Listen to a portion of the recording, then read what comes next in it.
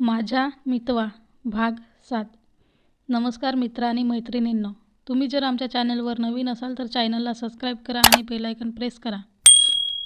सौम्या, खरंच तू स्वतः ऐकलंस नक्की? टी सेक्शनमध्ये एका कोपऱ्यात नेत ऋतू सौम्याला विचारत होती. एक दिवस सुट्टी घेऊन ती आज ऑफिसला आली होती. Peach colour in shirt, cream colour trouser, हलकासा डोळ्यांचा मेकअप, सुंदर प्लम कलर लिपस्टिक, केसांची हाय पोनी. थोडा थकवा जरी जाणवत होता तरी चेहरा नेहमीसारखा गोड गुलाबी होता. बघणाऱ्याने वळून 2 वेळा बघावंच अगदी. ऋतू, मी स्वतः ऐकलंय. कालच मेसेज करणार होतो पण म्हटलं जाऊ दे, आराम करत असतील, उगाच डिस्टर्ब होशील. आज सांगितलं कारण तू तिला समोर समोर विचार असं चीप का वागली ती? R you sure? वेदला हे माहीत होतं? तिचा अजूनही विश्वास बसतच नव्हता. हो बाबा, तो साजना तर म्हणत होता. बरं झालं वेद तू गेलास, नाहीतर उगाच गिल्ट राहिला असता. चहाचा एक सिप घेत ती म्हणाली. आता मात्र ऋतूचा संताप अनावर झाला होता. उपवासाने नाटकी हसत ती म्हणाली, ओ हो, आता मला कळतंय. तो बरोबर तेव्हाच वर कसा आला, थांबला, मला क्लिनिकपर्यंत पोहोचवलं, अपडेट्स घेतले, मी बरी आहे की नाही म्हणून.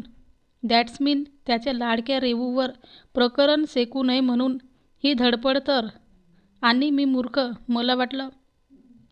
तिने एका दमात थंड झालेला चहा पिऊन टाकला. तुला काय वाटलं? आश्चर्याने सौम्याने विचारलं. तिला उत्तर द्यायचं टाळत ती म्हणाली, काय वाटणार हेच. हा इतका कसा बदलला ते? म्हणजे त्यांना अजूनही राग आहे, आपण जिंकलो त्याचा. तिला खरं तर खूप रडावंसं वाटत होतं. तिची कंप्लेंट करायची का सलोनीकडे? लिव्ह इट, मला हे सगळं वाईट स्वप्नासारखं विसरायचं आहे. आजूबाजूला बघत सौम्या म्हणाली, बाय द वे, आज दिवसत नाही आहे इकडे ते मॅड अँगल ट्रँगल. चल, मॉर्निंग मीटिंगचा मेसेज आलाय, निघतेय मी. मॉर्निंग मीटिंगमध्ये रेवाची आणि तिची नजरानजर झाली. दोघींच्या डोळ्यातला संतापाला सीमाच नव्हती. पुढच्या प्रोजेक्टचे डिटेल्स घेऊन त्या जागेवर आल्या. ऋतूच्या डेस्कवरच्या बॅगेत वेदचं जॅकेट होतं. ती बॅग तिने रागाने ड्रावरमध्ये कोंबली. नवीन प्रोजेक्टचे डिटेल्स तिने वाचायला घेतले पण चित्त थाऱ्यावर नव्हतं. त्यात तिची नजर सकाळपासून वेदला शोधत होती. पण तो आज सकाळपासूनच मीटिंगमध्ये होता. त्यालाही वाटत होतंच की ऋतू ऑफिसला येईल म्हणून. काल तसे जुजबी मेसेजही झाले होते. मीटिंग संपली. ती लंच ब्रेकलाच तो तडक रेवाच्या डेस्कजवळ आला तसा जयराजही पोहोचलाच होता. त्यांना आलेलं पाहून रेवा उठली. पाण्याची बाटल घेऊन ती क्युबिकच्या बाहेर आली. वेदने पाहिले. पीच रंगाचा शर्ट आणि गोंडस चेहरा, पण डोळे पाणावलेले होते. त्याने हिम्मत करून विचारलं, हाय ऋतुजा, कशी आहेस? आल ओके? त्याने तिला विचारल्यावर थोडं वेंगाडून रेवा पुढे निघून गेली. तसा तिच्यामागे जयही गेला. त्याच्याकडे लक्ष न देता पुढ्यात असलेल्या फाईलमध्ये काही नोंदी ती करायला लागली. काय बिनसलंय असावं हिचं? त्याच्या डोक्यात असंख्य विचार येत होते. काय झालं ऋतुजा, बोलायचं नाही आहे का? त्याने पुन्हा जागेवरूनच विचारलं. डोळ्यातून ओघळणाऱ्या आसवांना तिने हलकेच रुमालाने टिपले आणि ती उठली. तो उभा होता. त्याच्या विरुद्ध बाजूने बाहेर जाणार तोच समोर आरुस उभा होता. वेदच्या चेहऱ्यावर नाराजी पसरली. तिच्याशी बोलूनच जायचं म्हणून तो रेवाच्या डेस्कजवळ घुसमटला. हे डिअर, कशी आजारी पडलीस? हां, बरं वाटतंय ना आता? काल करणार होतो तू दिसली नाहीस म्हणून, पण नंतर कळलं तू आजारी आहेस. मग म्हटलं let not to disturb you, so आज तडक भेटायला आलो. डोळ्यांच्या कोनातून वेदकडे पाहत मुद्दाम नाटकी लाडिकपणे ती आरुसला म्हणाली, ओ थँक्स सर. तसा तो थोडं पुढे सरसावून तिच्या कपाळाला हात लावून ताप बघायचा प्रयत्न करणार. तोच वेद तिथे आला. तो तिला असं टच करणार हे बघून त्याला खूप राग आला होता. त्याच्या टोनमध्ये तो म्हणाला, तुला ऐकू आलं नाही वाटतं मी मगापासून काय म्हणतोय ते? मला ट्रेनिंगच्या रिपोर्टची हार्ड कॉपी हवी. त्याला आलेले पाहून थोडं नॉर्मल बोलत आरुस निघून गेला. तो गेल्यावर तिच्याकडे एक कोरडा कटाक्ष टाकून वेदही निघून गेला. वॉशरूममध्ये जाऊन मग तिने मनसोक्त रडून घेतलं. वेदवर पुन्हा कधीही विश्वास ठेवायचा नाही असं काहीसं ठरवून ती नॉर्मल होण्याचा प्रयत्न करू लागली. काजळ लायनरला टचअप करून ती बाहेर आली आणि लंचला निघाली. ऑफिस सुटल्यावर आजचा दिवस किती खराब गेला ह्या विचारातच ती खाली आली. हातात वेदच्या जॅकेटची बॅग होती. ती तिच्या गाडीजवळ आली. तिची गाडी निघणार नाही अशी पद्धतीने वेदने त्याची यामा आडवी लावली होती. दुसऱ्या बाजूने कंपाऊंडची भिंत होती. तिने आजूबाजूला तो कुठे दिसतोय का ते बघितलं. बाजूच्या रेग्युलर पार्किंग लॉटमध्ये रेवा आणि जय बोलत होते. नंतर निघूनही गेले, पण वेद नव्हता. वॉचमॅनही जागेवर नव्हता. तिने जरा इकडे तिकडे नजर फिरवली. त्याला ती काल करणारच नव्हती. तिने बघितलं, पार्किंग बाहेरच्या टपरीवर मस्त तिची मज्जा बघत तो चहा घेत होता. तिने संतापाने दुरूनच हाताने इकडे ये असा इशारा केला. त्याने हसून खांदे उडवत हातातला कप दाखवला आणि इशाऱ्यानेच 5 मिनिट म्हणून दाखवलं. खडूस, मी सकाळी इग्नोर केलं म्हणून जाणून बुजून करतोय, ती पुटपुटली. त्याने आरामात बेंचवर बसून अजून एक कप चहा घेतला. ती आता वैतागली. तिने त्याला पुन्हा रागात घड्याळ दाखवली.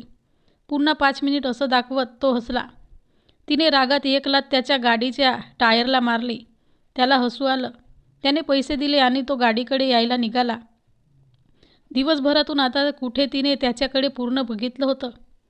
Burgundy in shirt, formal navy blue jeans, casual jacket, सुगरी डिंपलचा कॉपीराईट नाही विरघळायचं.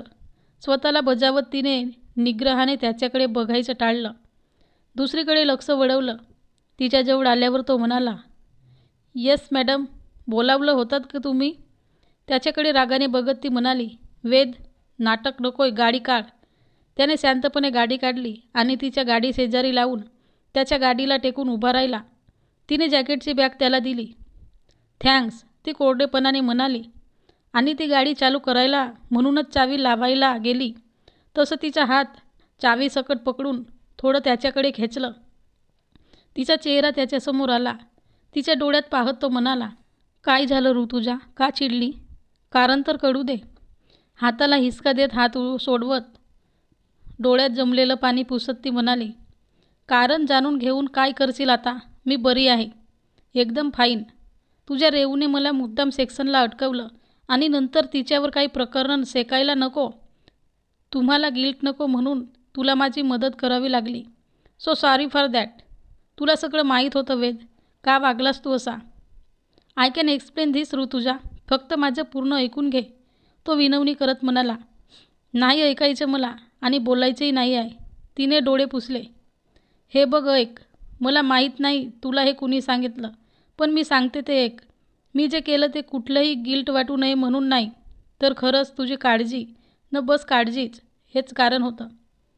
वर तुझ्याकडे येण्यापासून तर तुला दवाखान्यात ड्रॉप केलं तोपर्यंत चित्त जागेवर नव्हतं. त्याच्यावर अजूनच चिडत ती म्हणाली, काय कारण होतं रे तुला माझी काळजी करण्याचं? मैत्री होती आपल्या त्यापूर्वी, साधी ओळख नव्हती आपली, हाय हॅलो गुड बायवाले, पण कलिग नव्हतो आपण. मग कुठून आली ही काळजी? काय संबंध आहे आपला एकमेकांशी? भुवया उंचावून कपाळावर आट्या पाडत चिडक्या स्वरात तिच्या दोन्ही खांद्यांना घट्ट पकडत तो म्हणाला, येस, राईट क्वेश्चन. मला काळजी वाटायचं कारण काय? चल, वाटते मला विनाकारण तुझी काळजी काही प्रॉब्लेम नाही. नाही आहे आपल्या मैत्री, आणि मला करायची सुद्धा नाही आहे. मैत्री पलीकडेही असतात की गोष्टी, काही प्रॉब्लेम आहे? तू बोलत नाहीस ग, पण डोळे बोलतात ना. दिवसाचं पाहिलं स्वीटेस्ट हाय आणि जाताना हार्डेस्ट गुड बाय. सगळा दोष मला देऊ नको. हे 2 डोळे कॉफीन भरलेले कॅपचिनो तुझ्यापेक्षा जास्त बडबड करतात माझ्याशी. हा संबंध आहे. अजून काही ऐकायचं आहे का? ती स्तब्ध झाली. तो काय बोलत होता हे सगळं फक्त कानावर पडत होतं. त्यावर विचार करून काही बोलायची तिला सुद्धा राहिली नव्हती. ती त्याला काहीच न बोलता गाडीकडे वळली. तसं तिचा एक हात पकडून त्याने पुन्हा तिला मागे खेचले. तिच्या डोळ्यात आरपार बघत तो म्हटला, माझ्या प्रश्नाचं उत्तर नाही दिलं. नजर हटव वेद, माझे डोळे वाचू नको. तिचा श्वास जलद झाला होता. का? त्यानेही दीर्घ श्वास घेत हळूवारपणे विचारलं. कारण ते खरं बोलतात वेद. झटक्यात हात सोडवत गाडी बाहेर काढून चालू करत ती निघून गेली. ती निघून गेलेल्या रस्त्याकडे पाहत तो पुटपुटला, तुझे डोळे खरं बोलतात, पण ज्या भाषेत बोलतात ना ती शिकायची मला.